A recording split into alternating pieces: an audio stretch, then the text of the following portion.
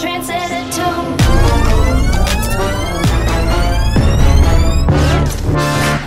Fire when the strobe hits you.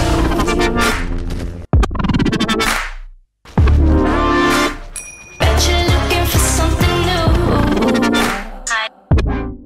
Hey guys, welcome back to another Star Wars Galaxy of Heroes video. Today I have brought another game changer onto the channel. His name is the Mist Passiert. He's a master of Star Wars Galaxy of Heroes. He's a veteran. Please welcome Mist Passiert. How's it going, man?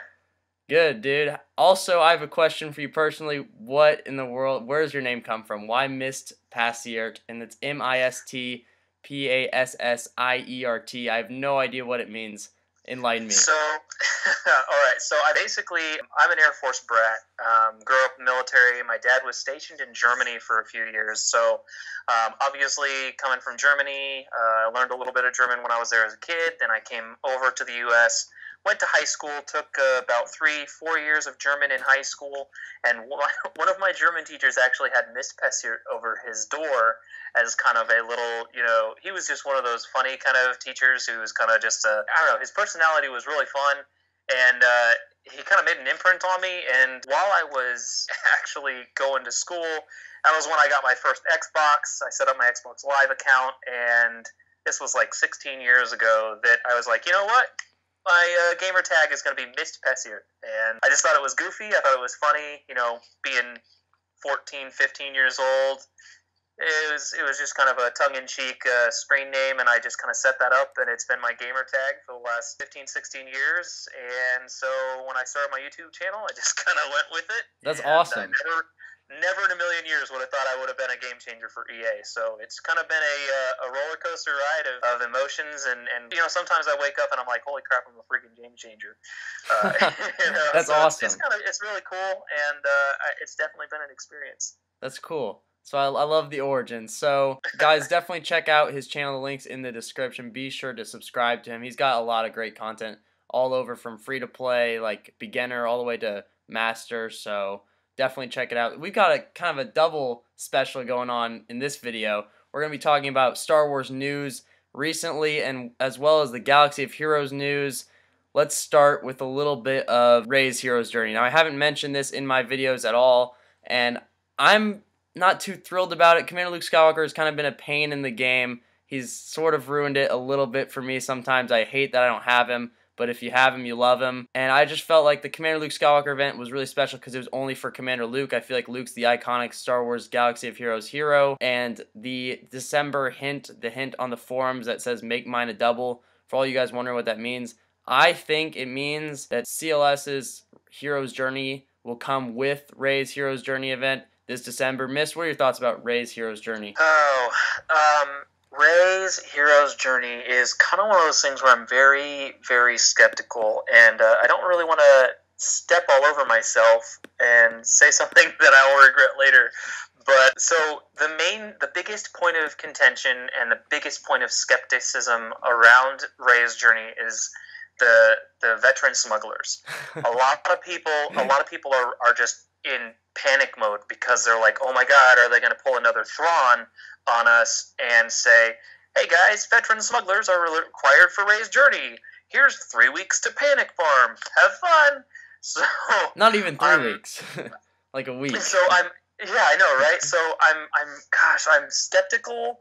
I really hope that they will give us plenty of time to farm those characters if they happen to be required for Rey's journey. I'm kind of crossing my fingers that they do make it, I hate to say free-to-play friendly, because let's face it, if they make BB-8 a piece of that journey, which you can almost bet they will, because I see BB-8 being the R2 equivalent for that journey. And then I don't really think Poe is going to be really a piece of that.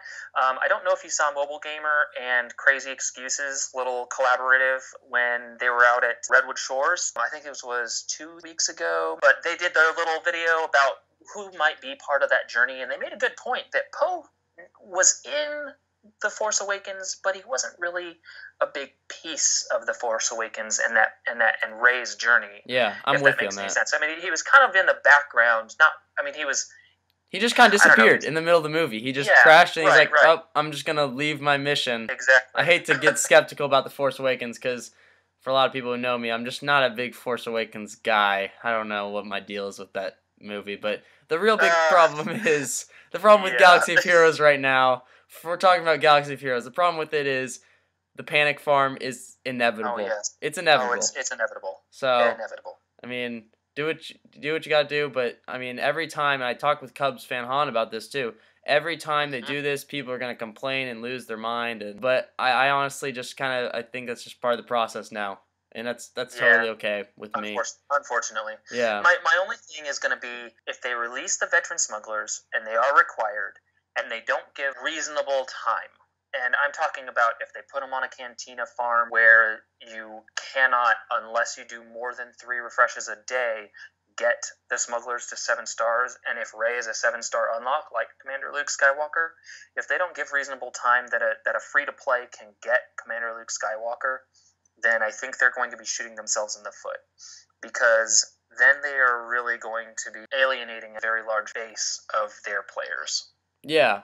Yeah, and I think And that's Commander my Luke Skywalker kind of pre-showed that in a sense. Like it was just kind of a rough time for people who didn't have him, and I don't have him, and it's awful. Every day is so bad. I mean, so bad I've changed up my arena team just to stay interested in the game, do some new stuff. Yeah.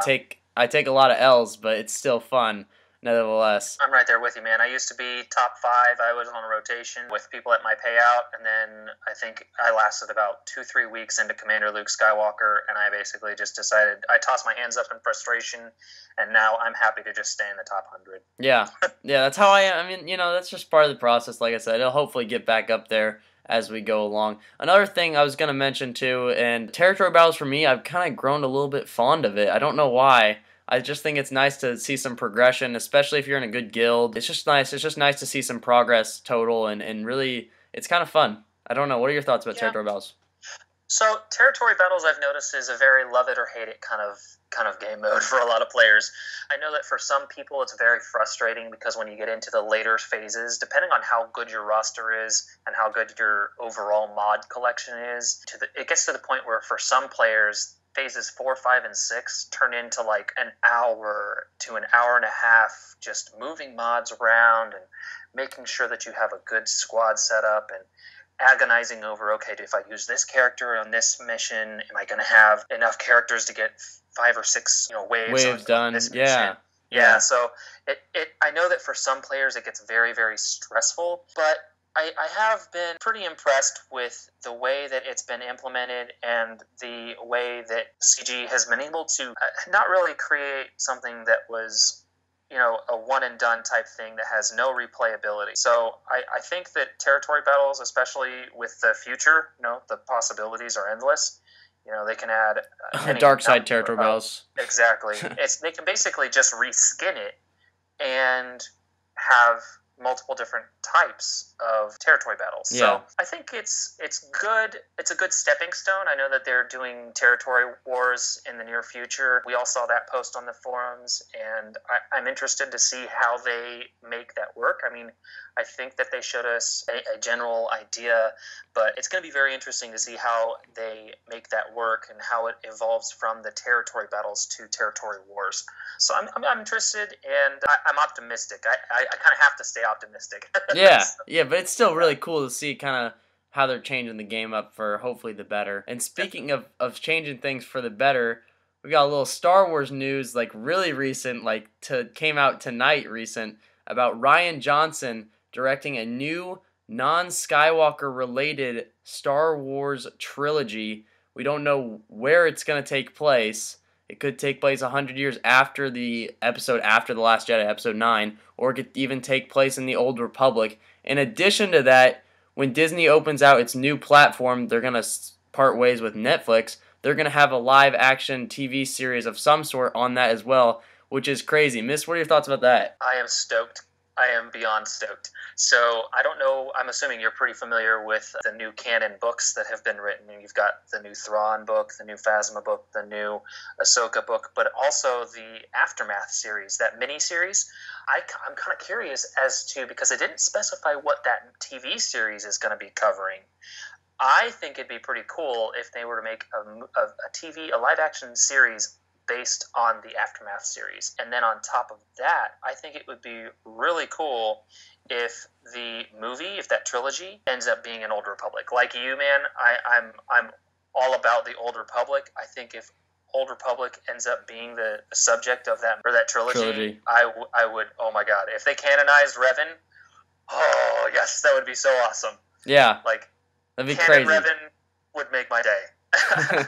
Yeah, it just the possibilities are endless. They're basically rewriting the whole entire history of Star Wars so they can do whatever they want. And I do think that they will make the right call. I hope. I'm with you, dude. Revan's sick. I really want him to be part of the Star Wars kind of saga kind of story. And in addition to that, these are my thoughts here about, since they announced it as a non-Skywalker related trilogy, I think that they basically have implied that this trilogy that we're on right now, Rey is a Skywalker. I think this kind of sealed the deal for me in believing that Rey is the daughter of Luke and possibly an unknown character. I don't know, Mary Jane from the old EU or something like that. She was pretty cool, but I don't know. It's a possibility, but you have to remember that Leia was also a Skywalker.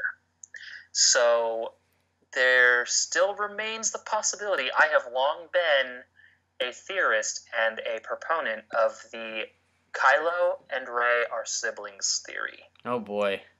I buy into that school of thought because I still cling to that tiny bit of EU lore where I know where Han and Leia had twins, and one went light and one went dark, and so I'm still clinging to my shred of hope. That story was a little cool. In my opinion, that story was a little cooler than The Force Awakens, but we still got a lot of time to see what happens. You know, anything can happen. I'm right there with you. I'm right there with you. Speaking of those First Order new characters, you already mentioned Kylo Ren, so good transition there. Unmasked Kylo Ren and First Order Special Forces. I don't even. TIE Pilot. Yeah, TIE Pilot. It's a mouthful. That's that's worse than Rolo. Oh my goodness, Capital Games. Like, ugh. What are your thoughts about these two new characters? I think they're pretty cool. They look nice. The TIE Silencer's sick, but I don't know. What are your thoughts? Well, the TIE Slicer, as Cubs fan Han would call it. Poor guy. I know, that was so funny. We were giving him so much crap. But yeah, the TIE Silencer is really cool. The abilities are pretty cool. I like the fact that he's got that ability to give himself foresight if he lands the killing blow, and even at 3 stars, that ship is doing a pretty sizable amount of damage. So I really hope that basically all 4 of these characters' ships go free to play, farmable within that 2 to 3 month life cycle. That cadence, the release cadence. I hope they follow the release cadence because the ship is really awesome, and I really hope they put it in a farmable location. I would really like to see some actual ship blueprints get added to Galactic War, not just on a rotation, but an always there, kind of like the way that Cassian's U-Wing was added to the Cantina store. I would love to see some more ships added to the actual Galactic War because I've literally 7-starred everything out of Galactic War store. And I just buy ship blueprints as they pop up for ones that I don't have 7 stars yet. But the Slicer... Gosh, it's catching on to you. Yeah, I know. So the Silencer is awesome. The Special Forces TIE Fighter is actually pretty cool. I like its ability to, call in an assist. It's a random assist, kind of the same way that the Geonosian Soldiers Starfighter calls in a random assist. But with the 2 new First Order ships, new Kylo Slicer. Oh my goodness! God, all right, Cubs, this is for you, bud. But anyway, so yeah, the Silencer, and you still have the First Order TIE Fighter, the old one, the original. So you've basically got a 50-50 shot of calling in a First Order and getting that advantage. And if you call in the original TIE Fighter and it does its little double run, man, that's a lot of damage going out on that assist attack. So the 2 ships are pretty cool.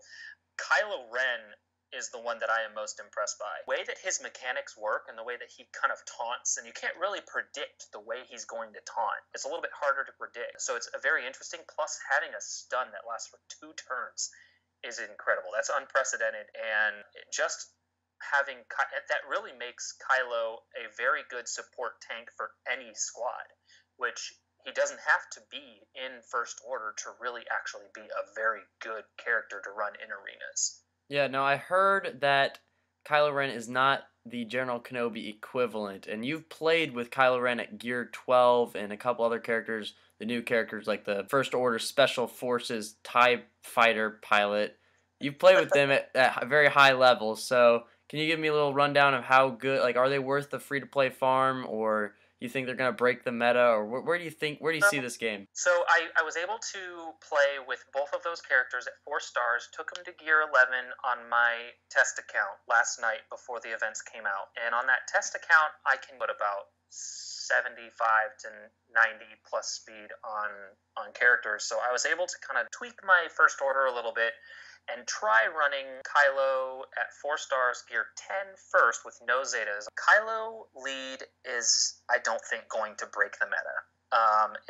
There's no healing on the First Order squad, so it's not going to survive at all against Night Sisters. There is very limited crowd control aside from having the stun on Kylo and then the assist stun with the First Order Special Forces type pilot. And then, I mean, you do have some stuns, but they're not fast enough to really break the meta. There's a lot of turn meter gain with a Commander Luke Skywalker squad, especially full Zetaed Commander Luke Skywalker squad. Anytime you inflict a debuff, his rebels are gaining turn meter. Anytime they resist it, I mean, it's crazy the amount of turn meter that's just getting tossed around on a Commander Luke Skywalker squad. I didn't have a whole lot of success against a Commander Luke Skywalker squad, even after taking Kylo to Gear 11, because he wasn't 7 stars, so I couldn't take him to 12.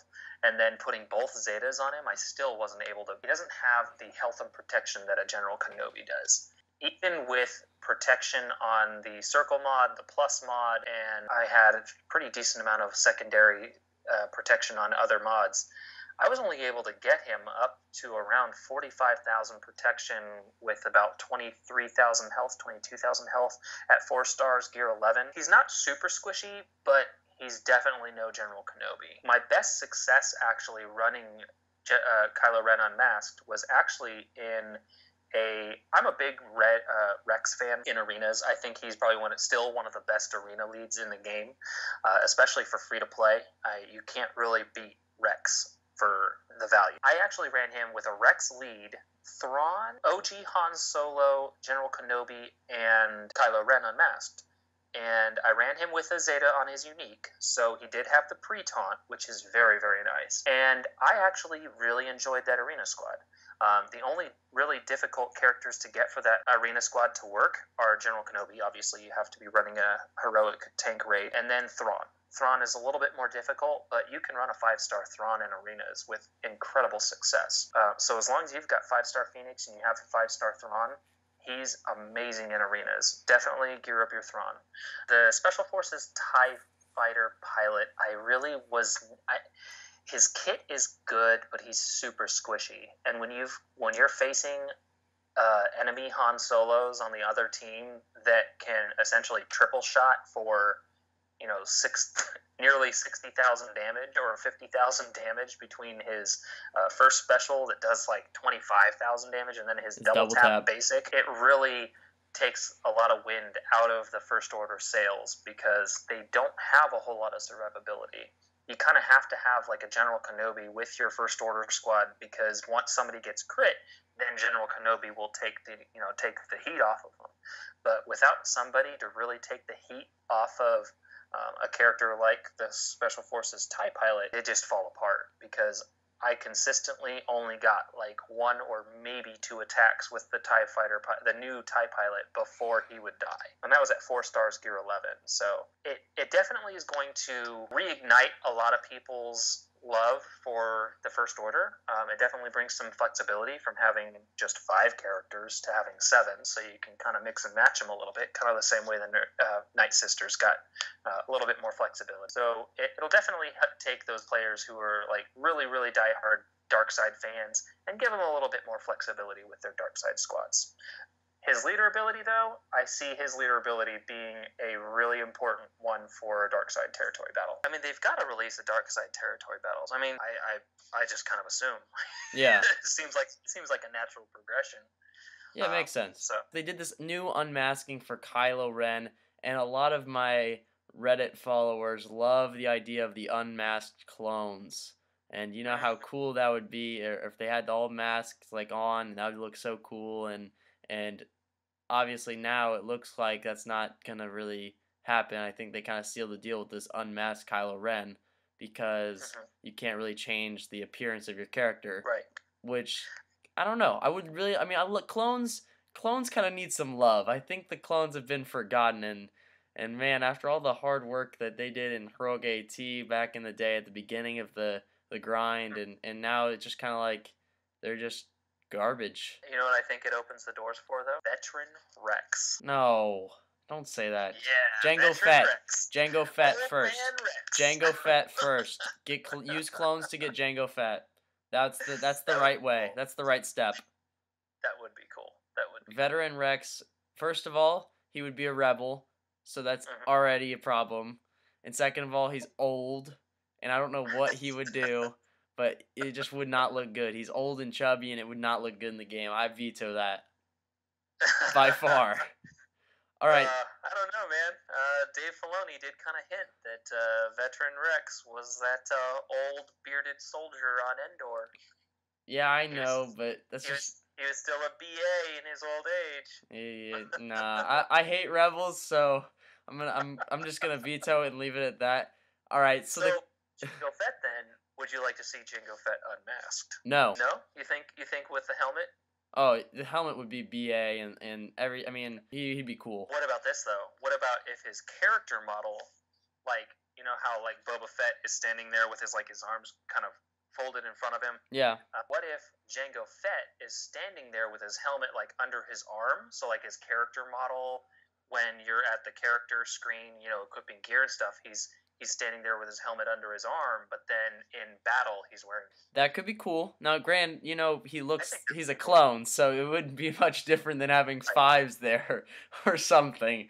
But I think but I think what would be cool is if he was like spinning his gun as the animation or something he did like after he shot the greatest Jedi of all time, Coleman Trebor, in Attack of the Clones. But yeah, that would be cool. And I don't know. So the question of the day, this is probably one of the biggest questions of this game, and this is gonna wrap up the video pretty much. But which two characters should you gear 12 first and second? And basically, the reason why it's only two is because it takes like 2 months to get two characters to gear 12. It takes so long. It's awful. It does. But it does. It takes a very long time. I honestly think the two best characters to take to gear 12 are General Kenobi and OG Han or Braid Han. And the reason why I say this is just because General Kenobi gains so much health. He becomes like even more of a tank. He's used in so many like arena squads, and I use him in Galactic War. I love him in territory battles. He carries a lot of teams through for me, and I just love the character. That's kind of my bias too. And then OG Han just hits like a truck. He gains a lot of health through that gear 12 pass. There's like a 6,250 health piece when you take him to gear 12. Just like huge bonus. He hits for huge amounts of damage. I love using him, and I think they are really, really good. It's just like honestly, they're so freaking overpowered. And I also love how those two characters that I've taken to gear 12 turned out to be the Rancor and Heroic AAT reward characters, which is kind of just like sweet victory to me. So, what do you think? I think those are two really, really, really good choices. My first Gear 12, I decided when Gear 12 came to the game, it was kind of almost demoralizing to a point because, like you said, it takes so long to get to Gear 12. And, you know, I actually decided when that happened that I was just going to do what was fun. And so the character that I ended up taking to Gear 12 first, which, you know, take it or leave it, was Fulcrum Ahsoka Tano. I wouldn't necessarily say that she was like an amazing character to take to Gear 12 first, but for me it was kind of cool because when she gets crit damage buff, or the crit damage up and offense up, holy cow, her basic can crit for like 37,000. It's awesome. But if I were to give a veteran player who doesn't have any Gear 12s and is debating on who to take to Gear 12, I think my first two choices, if they have Commander Luke Skywalker, I would say take him to Gear 12. He is a very, very formidable character, especially at Gear 12. But if you don't have Commander Luke Skywalker, I would definitely side with you. I would go with you on General Kenobi, because General Kenobi is amazing at Gear 12. And then I would actually say R2-D2.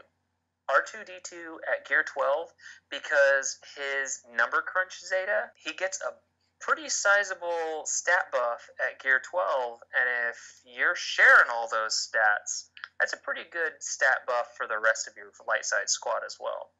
So I think R2-D2 is a worthwhile Gear 12 investment, and then General Kenobi I think is a very good Gear 12 investment. Yeah, I think R2-D2 is going to be my third, followed up by Commander Luke Skywalker when he comes out in December, which we I can't... really hope he does. He's going to. Come on, make mine a double. Yeah, That's got it's got to. I mean, I It's took got to. I took a screenshot. I took a screenshot of the forums because At that point, it's like 6 months later that they have to bring it back. yeah, so somebody posted that they said I think it's gonna be CLS, and then the post got taken down by, I don't know why, it just said it was removed or something. So I'm 98% sure that it's gonna be Commander Luke Skywalker and Rey coming back together for the Last Jedi hype, which is gonna be crazy. But Mist, thanks so much for being on the channel and talking about all this crazy stuff in the Star Wars universe. Check out Mist's channel. The link's in the description. There's a time card up right now. And guys, he's got amazing stuff. So I hope you guys enjoyed this video. If you do, drop a like, subscribe to my channel, subscribe to Mist's channel for great content over Galaxy of Heroes and also Battlefront 2. Mist, are you doing Battlefront 2? I am really hoping that I can get some opportunities to get some Battlefront 2 gameplay out there. I am super stoked about the single-player campaign, man. Super stoked. Yeah, I've been working on mine too, so stay tuned to both of our channels for that, and we'll see you guys in the next one.